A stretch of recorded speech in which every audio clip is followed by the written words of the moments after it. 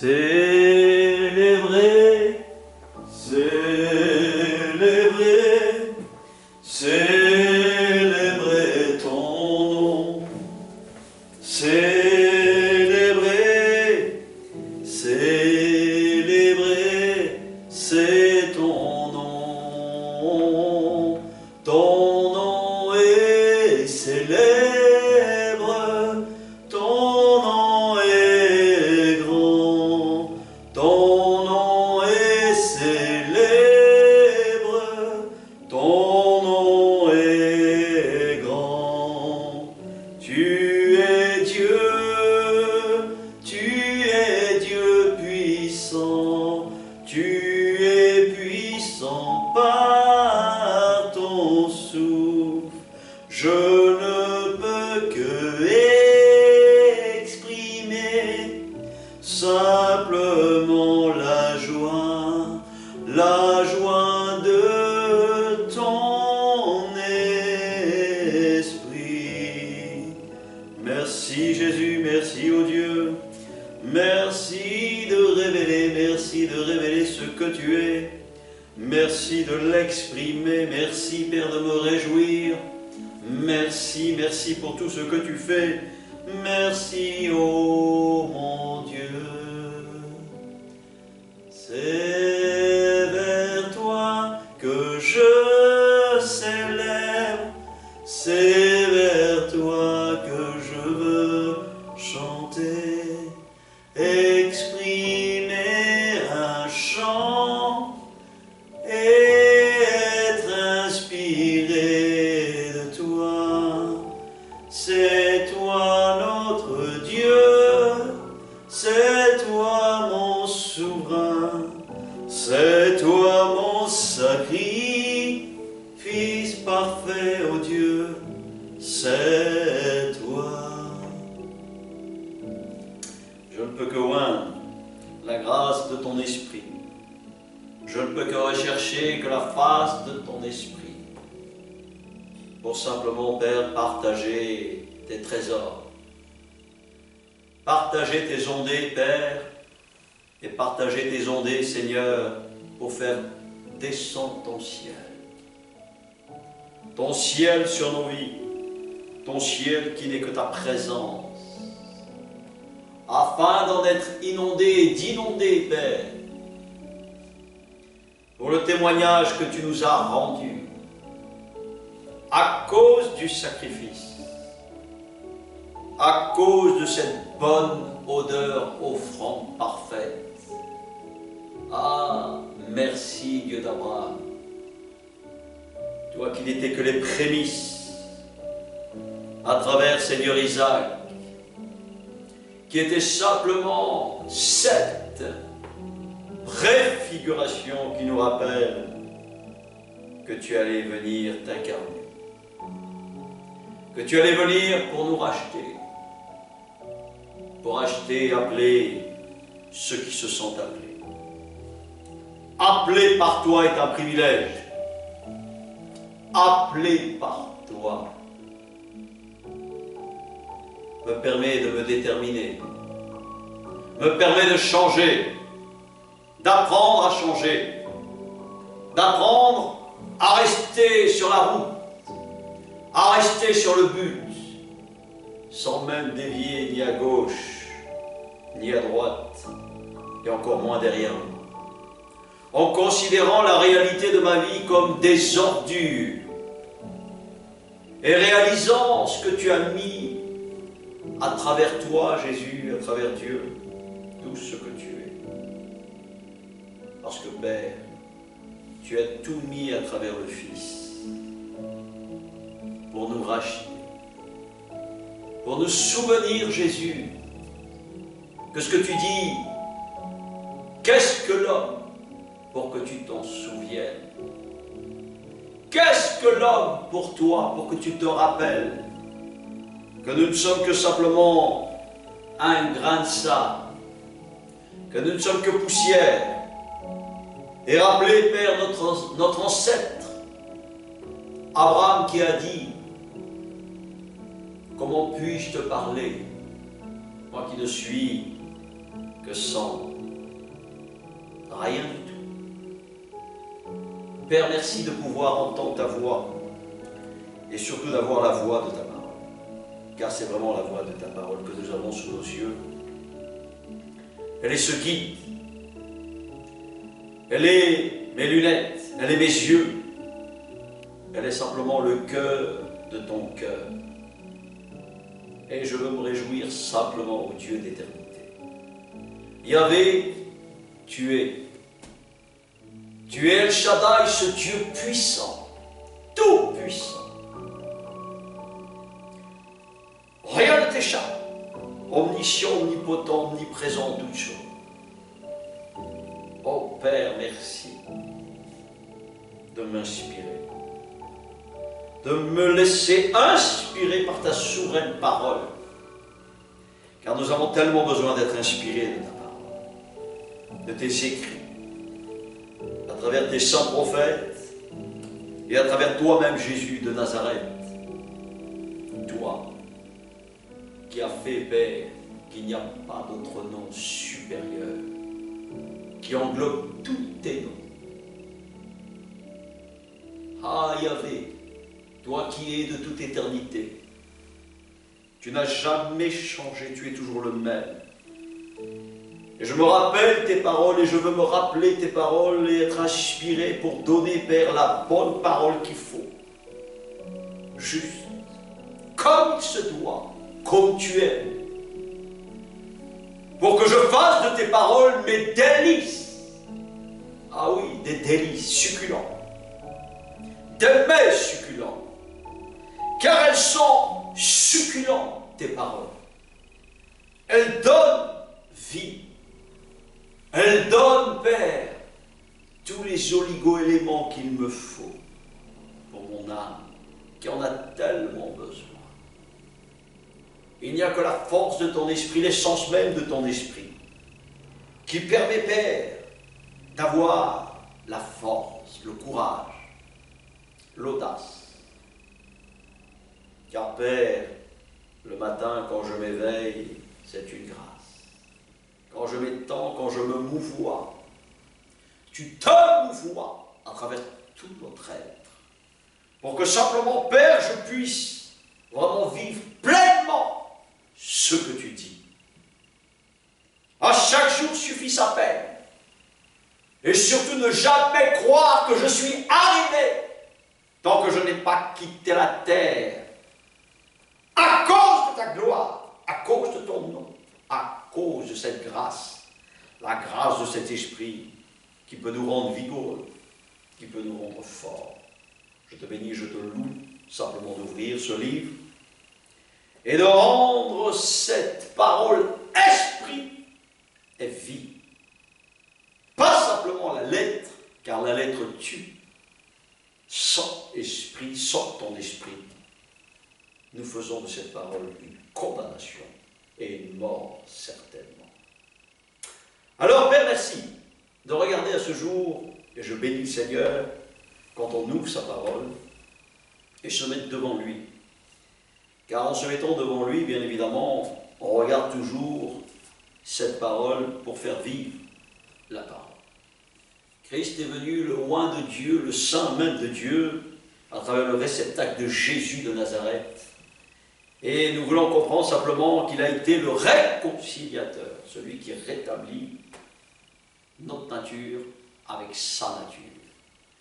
À être de manière identique, à s'identifier bien sûr à sa personne, car c'est vraiment à lui que tout revient toute gloire. C'est pour cela que célébrer simplement quelques mots peuvent suffire, des gémissements peuvent suffire, des soupirs peuvent suffire, tout simplement expression de louange, en restant ébahi bien sûr devant l'ampleur de sa création, de tout ce qu'il a créé, on ne peut rester que bouche bée. Et si on ne croit pas bien sûr à un créateur, en Dieu, en sa personne, car nous savons qu'il est un, il est le Dieu unique, il est le Dieu de tous les humains, de toutes les races, de toutes les conditions, quelles qu'elles soient, de toutes les couleurs. Il ne fait aucune différence. C'est lui qui appelle. Comme il est écrit, nul ne vient à moi s'il n'est attiré. Il n'y a pas de supplication de conversion. Il y a simplement quand on se sent appelé, attiré, la conversion s'opère parce que je décide. Et aujourd'hui, le titre de mon message, c'est « Je décide ». D'aimer, je décide de ce que je dois faire. Je décide simplement si je veux la vie ou si je veux la mort. Si je veux obéir comme désobéir. Tout cela est en mon pouvoir. Et on va ouvrir tout de suite un écrit, parmi tous les écrits, parmi tout le livre, qui est complet. On ne prend pas uniquement un verset pour en faire une doctrine, mais on prend tout le livre dans son ensemble. Et en prenant tout le livre dans son ensemble, on prend dans Deutéronome 30, en citant un verset, comme tous les autres, comme je le dis, la Bible est complète, la parole de Dieu est complète à travers ces 66 livres. Il n'y a rien à rajouter et bien évidemment rien à retrancher, car sinon Dieu le retranchera de ce livre si on rajoute et si on se permet de dire des choses qui n'existent pas dans ce livre. Alors voici ce qu'il dit. Regarde, Deutéronome 30, verset 15. Deutéronome 30, verset 15. Je mets aujourd'hui devant toi la vie ou la mort. Pratiquer sa justice ou pratiquer, bien évidemment, ta vie, ton moi. En effet, je te prescris aujourd'hui, quand on entend, d'aimer l'Éternel ton Dieu, de marcher dans ses voies et de respecter ses commandements, ses prescriptions et ses règles, afin de vivre et de te multiplier, afin que l'Éternel ton Dieu te bénisse dans le pays, bien sûr, dont tu peux prendre possession, ou tu vas prendre possession.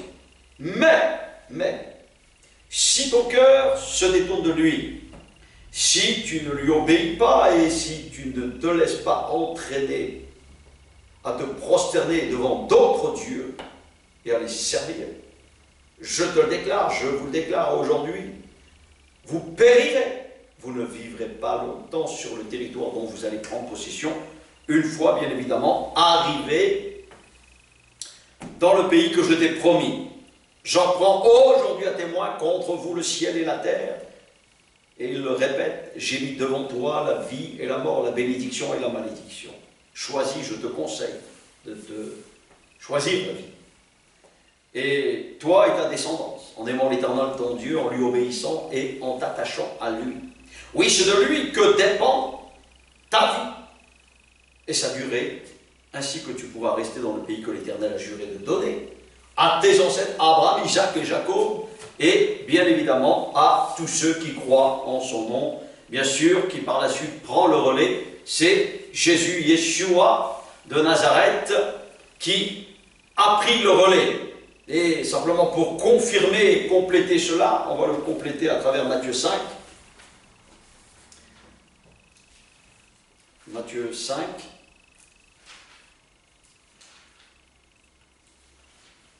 Verset 17. 5, 17. Ne croyez pas que je sois venu pour abolir la loi ou les prophètes. Je suis venu non pour abolir, mais pour accomplir. En effet, je vous le dis en vérité, tant que le ciel et la terre n'auront pas disparu, pas une seule lettre, ni un seul trait de lettre ne disparaîtra de la loi, avant que tout ne soit arrivé à travers le plan que Dieu a réalisé. Celui donc qui violera, qui se permettra de faire ce qu'il veut, en violant ce qu'il dit, l'un de ses plus petits commandements, et qui enseignera aux hommes à faire de même, sera appelé, bien sûr, le plus petit dans le royaume des cieux, mais celui qui mettra en pratique les enseignements, bien évidemment, à les enseigner aux autres, celui-là sera appelé grand dans le royaume des cieux. En effet, je vous le dis, si votre justice ne dépasse pas celle de ceux qui connaissent la loi, c'est-à-dire des spécialistes de la loi et des pharisiens, vous n'entrerez pas dans le royaume des cieux. Car vous avez appris, verset 21, qu'il a été dit aux anciens, tu ne commettras pas de meurtre, celui qui commet un meurtre mérite de passer en jugement. Mais moi je vous dis, tout homme qui se met sans raison même, en colère, qui fait naître la haine ou la colère dans son cœur, mérite de passer en jugement. Jugement sous le scape de Dieu, celui qui traite son frère d'imbécile. Frère, bien sûr, dans la communauté des frères et des sœurs qui marchent dans la famille de Dieu. Famille de Dieu, pas des églises comme on peut nous les représenter. On va y venir. Mérite d'être puni par le tribunal, et celui qui traite de fou mérite d'être puni par le feu de l'enfer. Par le feu, en fait, qui ne s'éteint point. Le feu, en fait, dans lequel, bien sûr, va consumer tout ce qui est encore vivant dans la matière. Si donc tu présentes ton offrande vers l'autel, et que là tu te souviens que ton frère a quelque chose contre toi, laisse ton offrande devant l'autel et va d'abord te réconcilier avec ton frère, puis viens présenter ton offrande. Mets-toi rapidement d'accord avec ton adversaire, pendant que tu es en chemin avec lui, de peur qu'il ne te livre au juge et que le juge ne te livre à l'officier de justice, et que tu ne sois mis en prison. Je te le dis en vérité, tu n'en sortiras pas avant d'avoir remboursé jusqu'au dernier centime. Donc je m'arrête là, en prenant ces deux concordances, on va coordonner tout cela en expliquant la décision, les prises de décision envers et contre toutes les situations, quelles qu'elles soient. Alors il est bien évident que pour choisir Dieu, et on choisit Dieu, on est appelé, et bien évidemment on fait le choix de dire à Dieu, oui, je désire m'engager, oui, je désire de manière consciente, c'est-à-dire le jour où je prends conscience. Et bien sûr, l'état de conscience dans la loi de Dieu, c'est à partir de 12 et 13 ans. Surtout quand on commence à prendre conscience de la vie, c'est 12 et 13 ans. Et tout cela doit nous enseigner que la conscience, c'est ce qui nous permet d'être éclairés. Sans conscience, on ne peut pas réaliser qu'est-ce que la volonté de Dieu et qu'est-ce qui n'est pas la volonté de Dieu. C'est-à-dire aménager sa conscience, c'est simplement choisir, déterminer ses choix. Et il ne faut surtout pas faire la confusion de se dire « j'ai ma conscience pour moi ». Il faut que la conscience soit éclairée par un esprit surnaturel. Et l'Esprit de Dieu aujourd'hui répandu que nous a laissé Jésus, et nous devons comprendre que son esprit doit nous habiter. C'est un effet qui est un état d'esprit. Et cet état d'esprit, bien sûr, nous permet de comprendre l'esprit de ses commandements, l'esprit de comprendre la volonté de Dieu sur lequel nous allons décider et nous allons bien sûr nous permettre de dire voici, je prends la décision. Tel que je l'ai évoqué tout à l'heure, à travers le premier texte, donc on comprend très bien que Deutéronome 30 au verset 15 nous dit exactement j'ai mis le chemin de la vie comme de la mort, de la bénédiction comme de la malédiction. Donc nous devons comprendre que c'est un choix, et le choix que l'on détermine, le choix que l'on va faire est de travailler bien sûr à ce salut quand on se sent appelé par Dieu. Et quand on se sent interpellé par cet esprit, nous devons comprendre que nous devons travailler et que Dieu travaille avec nous et qu'il va travailler avec nous si nous sommes d'accord de nous laisser façonner.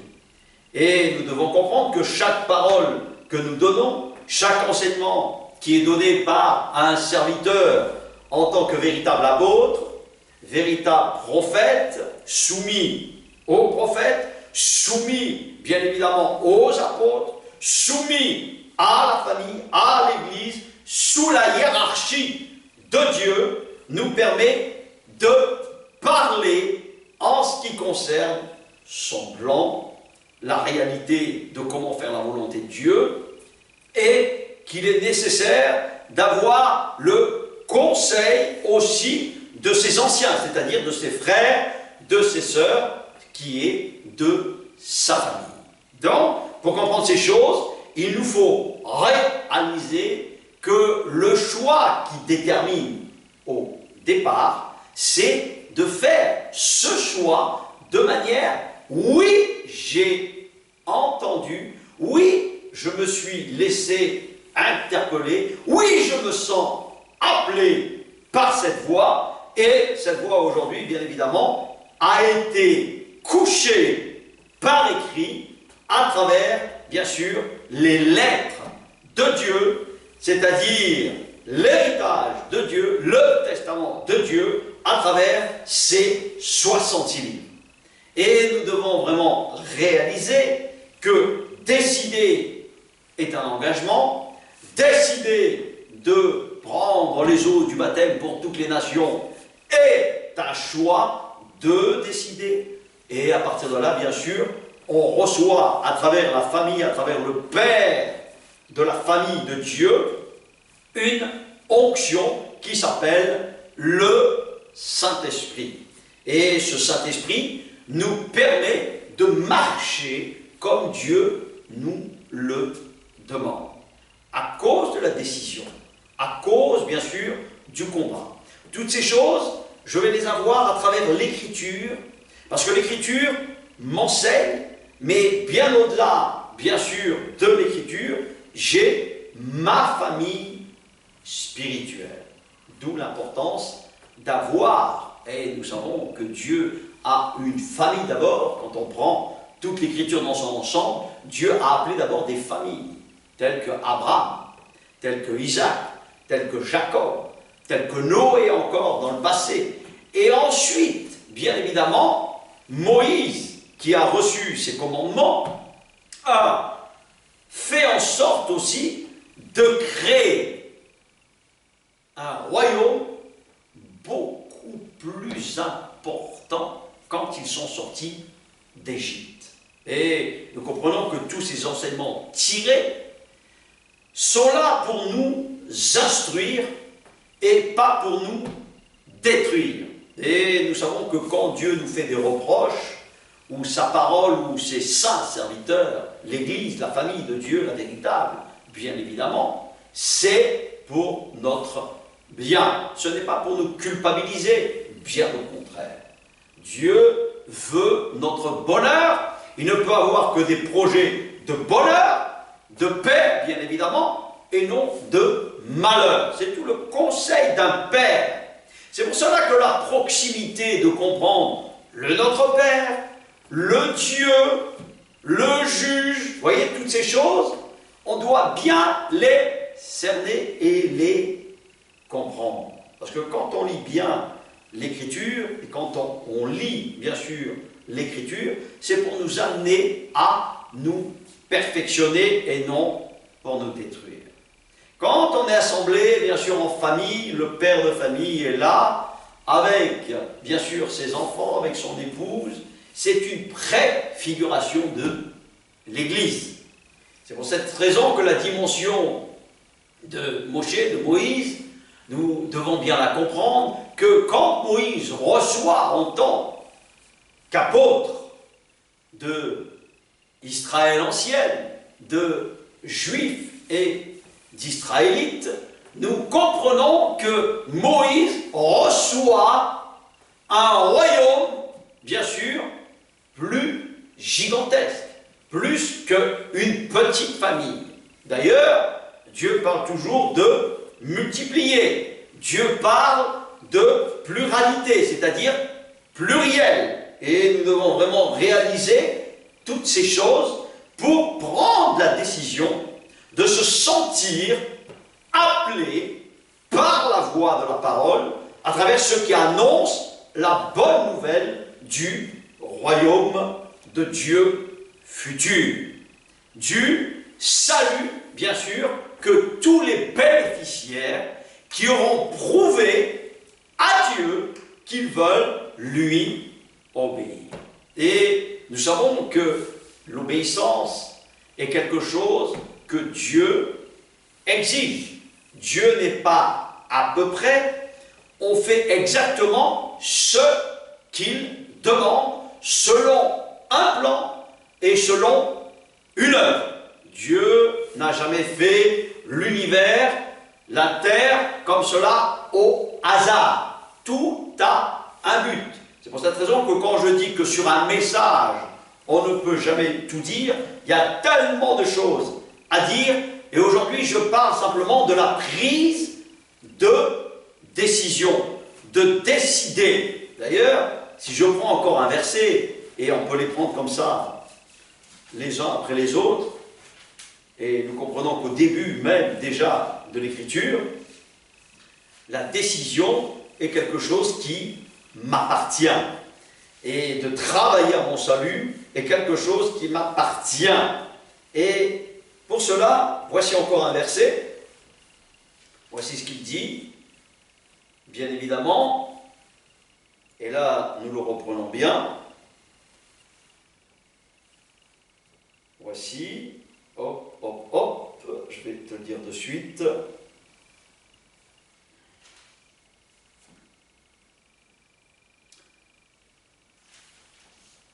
Sur la question du choix, je cherche juste ce passage, tranquillement, que je vais te donner de suite.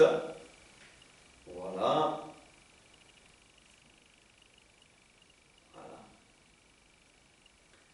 On va le lire à partir de Genèse 2, verset 8. Voilà encore une décision, bien sûr, d'expliquer ce que Dieu veut nous expliquer.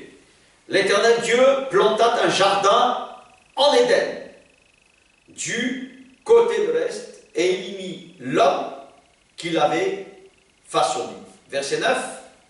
L'Éternel Dieu fit pousser du sol des arbres de toutes sortes, agréables à voir et porteurs de fruits bons à manger.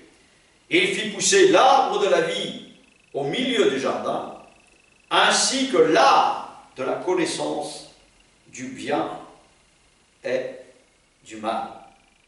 Un fleuve sortait d'Éden pour arroser le jardin, et de là, il se divisait en 4 bras. Donc je passe, et bien évidemment, je vais jusqu'au verset 15. Et l'Éternel Dieu prit l'homme, et le plaça dans le jardin d'Éden, pour qu'il le cultive et qu'il le garde. L'Éternel Dieu donna cet ordre à l'homme, voilà, le choix, la décision. Tu pourras manger les fruits de tous les arbres du jardin, mais tu ne mangeras pas le fruit de l'arbre de la connaissance du bien et du mal, car le jour où tu en mangeras, certainement tu mourras. Donc on comprend très bien que la décision nous appartient depuis le départ. Mais en fait, dans le plan de Dieu, il y a quelque chose quand même qui est extraordinaire. C'est bien sûr que Dieu ne va pas laisser son humanité, sa création, partir où elle veut, comme elle veut. Nous savons que cette décision est apparue, comme il est écrit, le salaire du péché, le salaire du manque de décision, le salaire de ne pas avoir décidé d'avoir fait le choix de Dieu, avec Dieu, le salaire du péché est la mort. Donc pour comprendre ces choses, il faut surtout bien réaliser que nous sommes dans un corps, ok, et une âme qui est mortelle. C'est-à-dire, nous héritons aussitôt, il faut être vraiment le dernier des blaireaux pour ne pas comprendre ça, qu'on meurt et qu'on hérite la mort. Et ensuite, virgule, c'est Romains 6 qui le dit, et qu'il nous dit précisément, est le don de Dieu, est la vie éternelle en Jésus-Christ. Donc, pour bien comprendre la signification, bien sûr, de mort, pour hériter ce don, cette grâce particulière, et là, la décision, bien évidemment, c'est que aujourd'hui, ceux et celles qui se sentent appelés, interpellés par Dieu, bien sûr, se doivent de marcher comme Dieu le demande. Sinon, bien évidemment, ils n'hériteront pas de ce don, bien sûr, du royaume futur et de cette vie éternelle. Donc à partir de là, comme toute l'écriture est remplie de bon sens et qu'elle est accessible, bien sûr, à ceux qui se sentent attirés par les choses de Dieu et qui décident, bien sûr, de chercher la volonté de Dieu de tout leur être, qui cherchent la famille de Dieu, ils sont les bienvenus quand ils écoutent la véritable nourriture de la parole de Dieu, quand ils sont enseignables. Bien évidemment, on n'enseigne pas quelqu'un qui est inenseignable, qui vient avec un orgueil de connaissance, sans même réaliser qu'il n'a jamais été ni attiré, et malheureusement, et c'est triste de parler comme cela, qui se croit attiré en vivant sa volonté, selon sa conscience, selon une grâce, au nom de la grâce, au nom du peace and love, comme on dit. Peace and love, c'est le Dieu peace and love, le Jésus peace and love, qui a ce nom, on se prétend, ou on croit qu'en fait Dieu est amour au nom de l'amour, sans parler bien sûr de justice. D'ailleurs, c'est pour cette raison que j'ai pris le livre de Matthieu 5, à partir du verset 17, et Dieu le dit et l'explique. Il a accompli à travers la chair. Et notre frère Jean l'explique très bien dans l'évangile de Jean comme dans l'épître de Jean. Celui qui ne croit pas que Jésus est venu en chair et en sang vient du diable. Il faut croire qu'il est venu dans la chair, incarné dans la chair, et qu'il meurt. Est-ce que Dieu peut mourir? Dieu n'est pas un être mortel. Il a fallu justement qu'il décide pour venir sur cette terre. Il a fallu simplement qu'il ait mis un plan parfait pour s'incarner, venir et racheter l'humanité. Et nous savons que pour le moment, Dieu appelle certains individus, pas tous. Pas tous. Tous ne se sentent pas appelés. La preuve, ça se saurait si le royaume de Dieu serait sur la terre. Quand on te fait croire que le royaume de Dieu c'est dans le cœur, c'est faux. Dieu donnera un esprit et un cœur nouveau quand simplement on se sent appelé pour être travaillé et travailler avec cet esprit en disant l'Amen, celui qui est l'Amen, celui qui est saint, pour devenir saint comme lui, rentrer dans ce repos, rentrer dans cette terre cananéenne qui était dans l'ancien Israël, qui dès lors est pour le futur le royaume de Dieu qui va venir sur la terre. Et pour cette raison qu'à chaque fois que quand on parle, il faut savoir que Jésus prêchait la repentance, ce sont les règles de base, et le royaume de Dieu qui va venir. C'est pour cette raison que quand on se sent appelé, tu veux retourner en arrière, tu prends des risques pour ne plus exister par la suite. Donc c'est pour cette raison que quand on lit même, en ce qui concerne, bien sûr, à travers le feu qui ne s'éteint point, pour, bien évidemment, laisser le feu, il faut mettre du bois, il faut qu'il y ait quelque chose qui puisse consumer. Le feu reste quand on donne au feu de s'alimenter, c'est-à-dire des éléments. Il faut, bien évidemment, de la matière pour consumer à travers le feu. Il faut comprendre les lois naturelles pour comprendre les lois surnaturelles. Les lois naturelles viennent par les lois surnaturelles. Donc, comme je l'ai dit tout à l'heure, ça a été un héritage que l'on a reçu du premier être humain, dans lequel, bien sûr, nous sommes tous bénéficiaires d'hériter la mort. Et quand on explique l'héritage futur, mais pour ma part, moi qui suis engagé, je prends le risque, et ceux qui s'engagent, ils prennent le risque, à travers les tensions, les tentations, les problèmes de ce monde, malheureusement, de mal finir. S'ils ne se tiennent pas, s'ils ne progressent pas, s'ils ne grandissent pas. Moi, le premier, je me sens concerné quand je dis la parole de Dieu à l'auditoire. Je me prêche pour moi-même et pour l'auditoire. Je me prêche pour moi-même, pour ma famille. Je me dois, bien évidemment, de montrer l'exemple, l'exemplarité en tant que celui ou celle, bien évidemment homme ou femme, qui se sent interpellé par cette puissance pour obéir, pour vivre de manière surnaturelle, respecter les commandements de Dieu et avoir un caractère divin, c'est-à-dire affûter un caractère divin.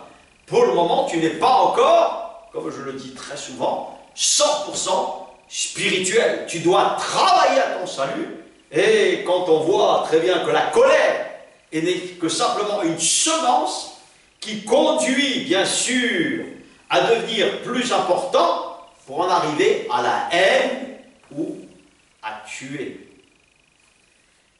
Dieu nous passe sous scanner.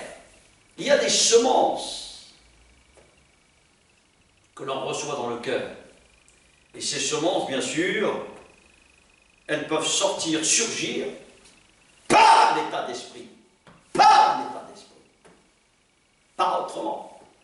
Donc, ce qu'il nous faut, c'est avoir un esprit qui est le meilleur des esprits, qui est l'esprit de Christ. Christ en moi.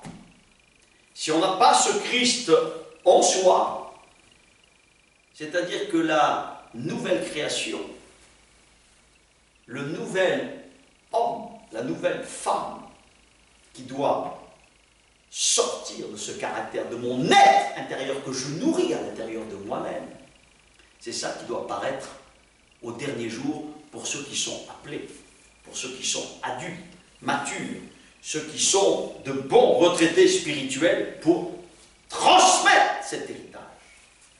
C'est un process. Le salut est un process. Le salut se travaille. Ce n'est pas un salut, crois au Seigneur Jésus et tu seras sauvé. Ça, c'est complètement nul et non avenu. Dieu a préparé des œuvres d'avance pour ceux et celles qui se sont appelés pour les faire. Mais il faut être vigilant, bien sûr, à travers la falsification, la ruse de cet esprit du mal, puisque nous n'avons qu'un seul ennemi qui hante le cœur des êtres humains, et qu'on n'a pas à lutter contre la chair et le sang, à faire œil pour œil, dent pour dent, etc., etc. Si on ne prend pas de décision, malheureusement, si on a la haine dans le cœur, et qu'en fait on sait ces choses-là, on commet un péché très grave. Ben, bien évidemment, on commet ce que l'on appelle un péché impardonnable. Parce que tu es au courant, tu connais les choses de Dieu, Et en fait, au lieu de les appliquer, eh ben tu dis, oh, celui qui croit en Jésus, là, Jésus dans son cœur, il est sauvé. Non, ça ne marche pas comme ça. C'est complètement faux. Complètement faux.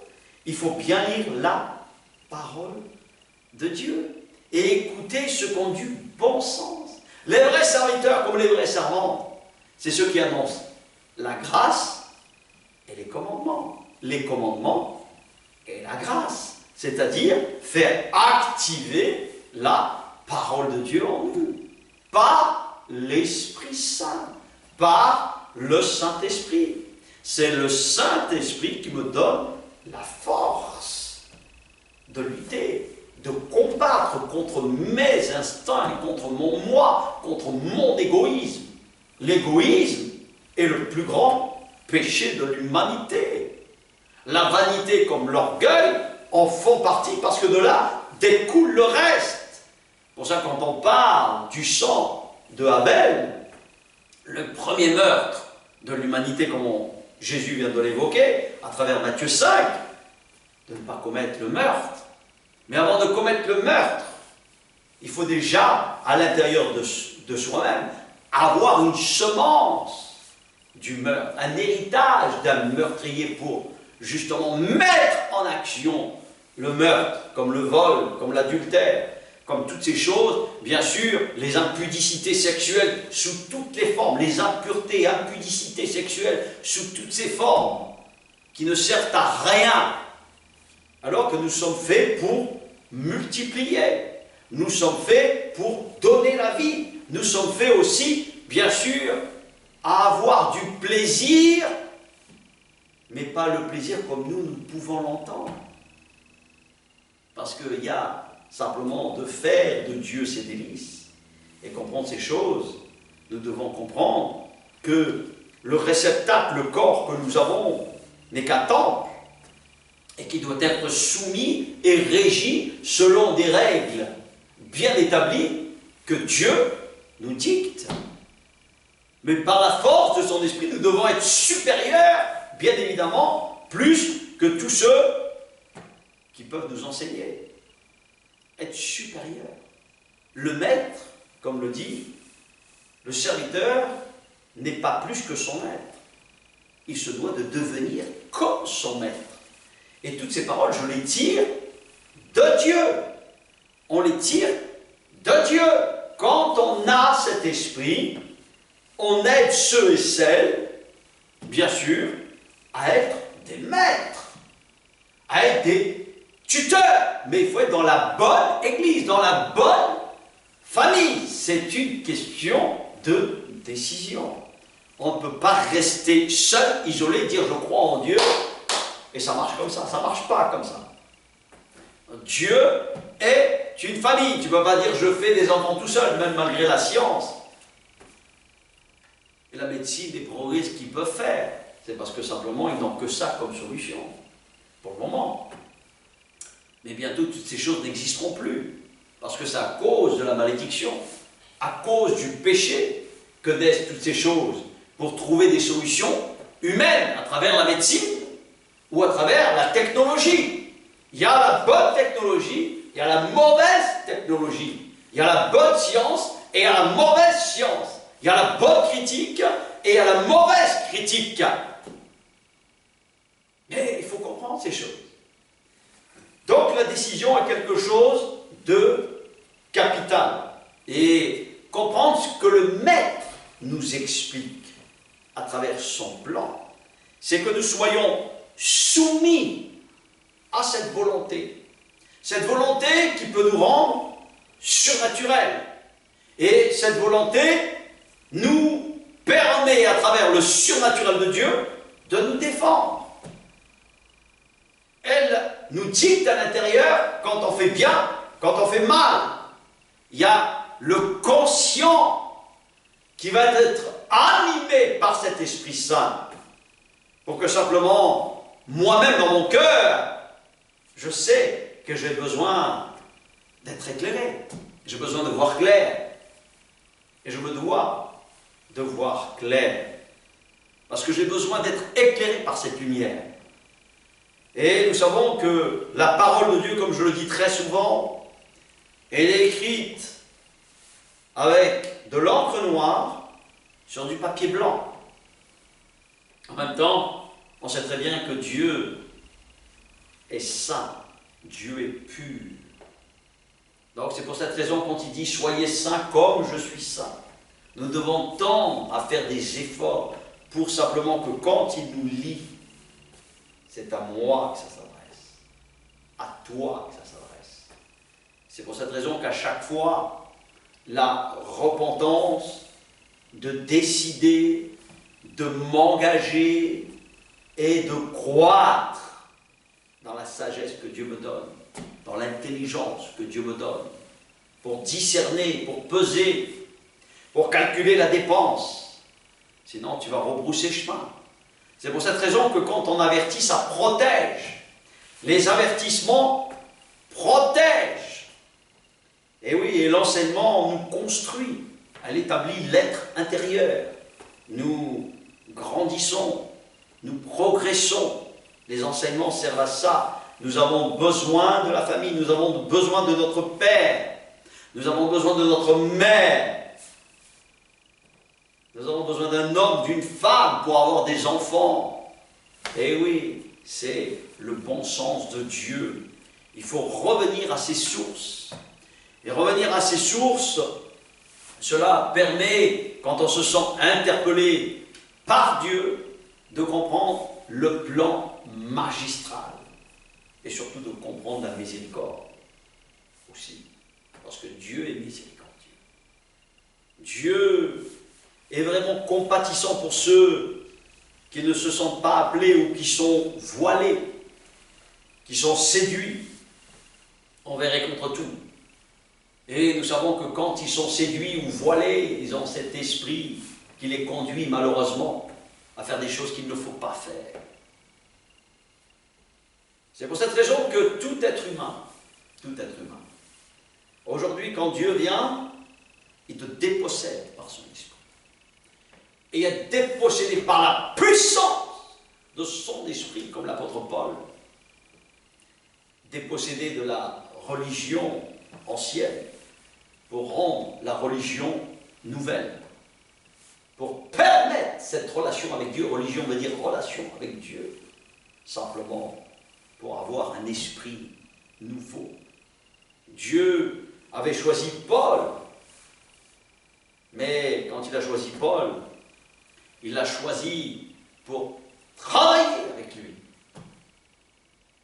Donc s'il aimait déjà dans l'ancien Israël, il l'a aimé dans la nouvelle Israël.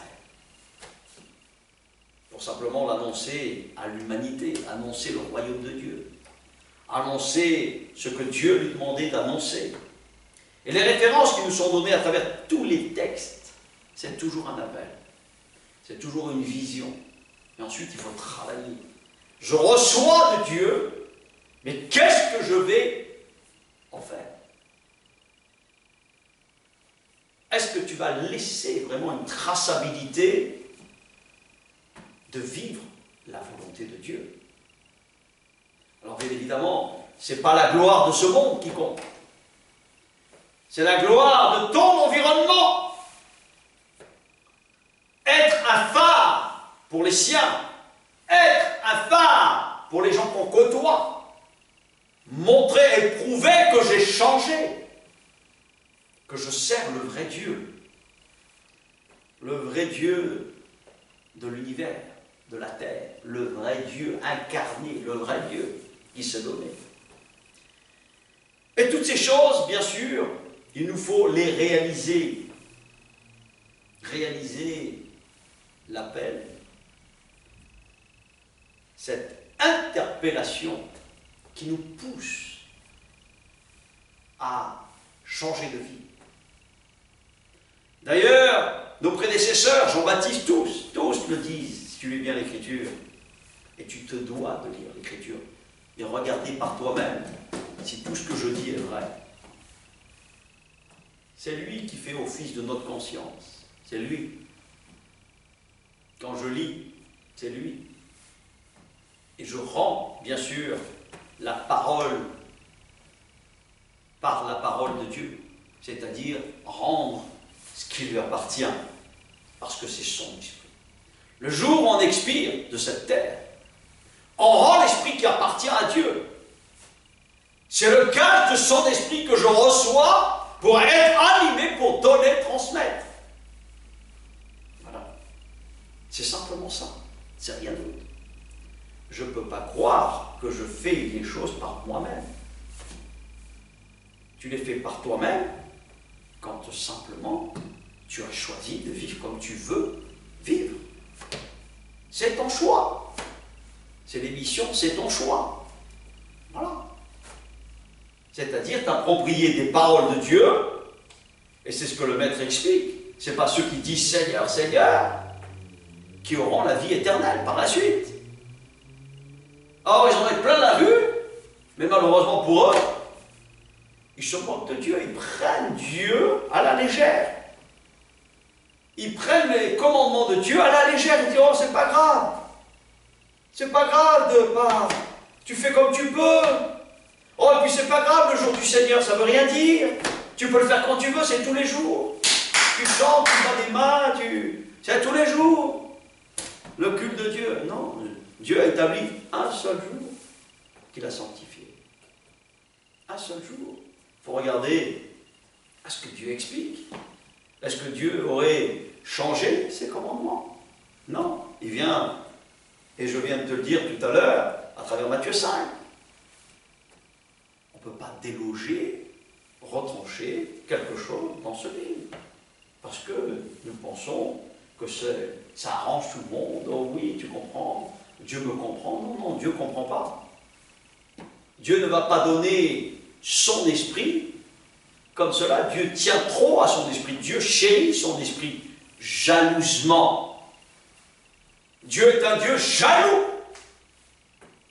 C'est lui ton créateur, c'est lui ton père. De quel droit tu veux prétendre, oh ben Dieu me comprend? Non, Dieu ne te comprend pas. Ton père, si tu seras un enfant, il ne comprendrait pas pourquoi tu fais certaines choses dans la manière dont il t'a éduqué. Le parallèle, c'est facile à comprendre. C'est très simple à comprendre. Donc toutes ces choses, nous devons vraiment les méditer, les réfléchir, surtout quand on se sent appelé. De ne pas régresser, retourner en arrière. Et manger son vomi. Regretter sa vie passée. Non. Si on se sent appelé, engagé, on applique ce qu'il dit. Pas comme je pense. Pas comme je... Oh, je sais. Pas tu sens. On s'en fout ce que tu sens. Est-ce que ta vie est remplie de décisions? Est-ce que ta vie est remplie de détermination? Aimer Dieu, c'est cela le plus grand commandement. C'est ce qu'il dit, non? Quel est le premier commandement? Dieu et aime ton prochain. En aimant Dieu, on veut le bonheur pour son semblable. C'est-à-dire lui permettre de connaître cet esprit. Et bientôt, bien sûr, si on connaît le plan de Dieu, si on connaît, bien sûr, les 7 fondements de la Ménorah, on comprend qu'à travers les 7 jours de sa création, il va y avoir, bien sûr, le paradis sur terre, le millénium que tous attendent. Et là, on verra, ça sera tellement évident, il deviendra visible. On le verra, les êtres humains le verront. Mais Dieu a planifié un plan. Dieu a établi un plan quand il se révélera. Sinon, il ne s'appellerait pas El Shaddai, le Dieu Tout-Puissant. Pour revenir simplement et comprendre une chose qui est très importante. Le salaire du péché, je le répète, c'est la mort. Donc nous sommes tous des héritiers de mourir. À un moment donné du calendrier de Dieu, Dieu se révèle pour témoigner simplement le royaume de Dieu. Il se fait crucifier Il se donne en sacrifice à travers la préfiguration dans tout ce que je viens de dire, comme Abraham et Isaac, le Dieu de toutes les nations. Donc, nous savons que tous ne comprennent pas ce que veut dire ce plan martyr, ce plan sacrificiel, parce que nous sommes aveuglés. Moi-même, je ne le comprenais pas avant, ce que voulait dire ce plan sacrificiel. Donc, pour comprendre le plan sacrificiel, il faut être appelé et que Dieu ôte ce voile qui nous empêche de comprendre ce qu'il nous explique. Et bien évidemment, quand on est dans sa famille, les tuteurs expliquent cela pour t'ouvrir et souffler par l'esprit pour recevoir l'esprit de compréhension. On ne s'associe pas à n'importe quelle doctrine. Il n'y a qu'une doctrine, c'est celle de l'obéissance à l'esprit de ses commandements. Une. Il n'y a qu'une église. Il n'y a qu'un esprit. Il n'y a qu'une âme. Il n'y a qu'un corps. Il n'y a qu'un baptême. Eh oui.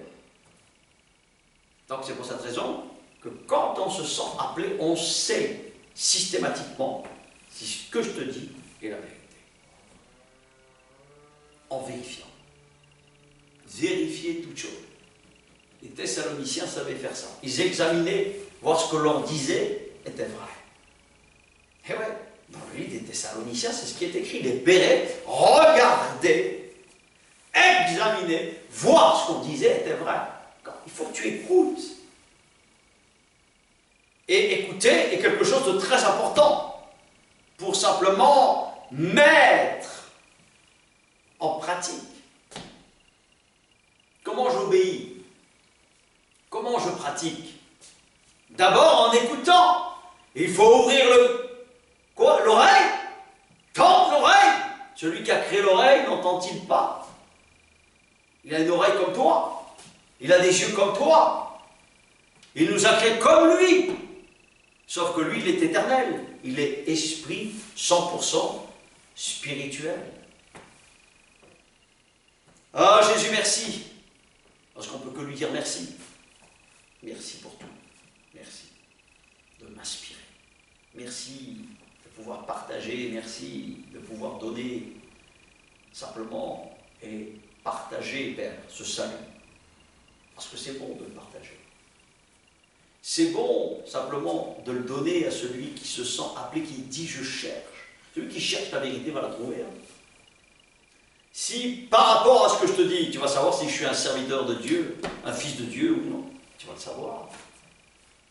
Je n'ai pas besoin de me donner un titre. Je représente simplement ce que Dieu me demande de représenter. C'est à toi de dire ce que je suis, c'est pas à moi de dire ce que je suis. Qui suis-je, moi, pour dire qui je suis? Je suis celui qui suis. Je suis qui je dois suivre. Mon maître, mon Dieu, mon Jésus. Pourquoi vous ne faites pas ce que je vous dis? Faites-le. Fais-le, ce que je te demande. Dieu met le vouloir à l'intérieur de nous. C'est-à-dire qu'il va nous stimuler par son esprit. C'est pour ça que recevoir la puissance de son esprit est capital. Il faut être né et engendré de l'esprit. Être né de nouveau veut dire s'engager. S'engager. On prouve par un acte dans le baptême d'eau, et à travers ce baptême d'eau, une fois qu'on a pris conscience, qu'on est décidé, qualifié, qu'on se qualifie, qu'on veut se qualifier, qu'on cherche à se qualifier, à s'engager dans la famille, dans le... à tout point de vue. Physiquement, financièrement, matériellement, on s'engage. On prouve à tous les points, bien évidemment, qu'on veut s'engager avec Dieu. Dans la famille de Dieu, dans l'église de Dieu, ça commence par une famille, toujours. Tu écoutes tous mes messages, tu vas le comprendre. Tu vas les passer, les repasser, tu vas examiner, tu vas lire la Bible, tu vas dire est-ce que c'est vrai?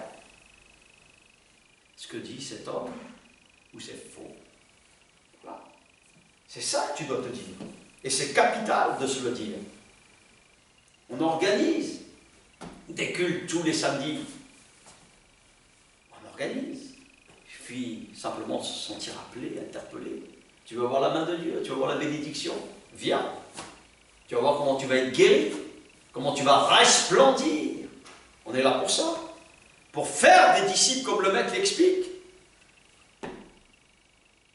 On est à l'école de Dieu. On est dans la famille de Dieu. C'est ça qui est important. Faire des disciples. Pour qu'à ton tour, tu puisses être un flambeau. Transmettre aussi. C'est pas pour rester assis et chanter des chants dans toutes les églises en dimanche. Ou dans des organisations qui ne font pas ni la volonté, ni l'obéissance, ni l'œuvre de Dieu, qui ne restent pas sur le plan de Dieu. C'est important de le comprendre. Donc, ce message que j'ai donné était le message de décider. Décider parce que j'ai entendu, parce que je sais que je me sens interpellé, pas par quelque chose de divinatoire, mais par le message de prêcher, bien sûr, à moi-même. Et ensuite, à moi-même. Et ensuite, à changer moi-même. Et ensuite, à ce que les autres, s'ils veulent changer, se sentent interpellés de façon aussi. Voilà, je dis gloire au Seigneur et merci que simplement que Dieu fasse en sorte de travailler avec celui qui se sent travaillé par cet esprit, interpellé par cet esprit. Alors par son saint nom, je lui dis merci que son message porte, car sa parole ne revient jamais sans effet. Par le nom de Jésus, et je dis Amen, Amen, Amen.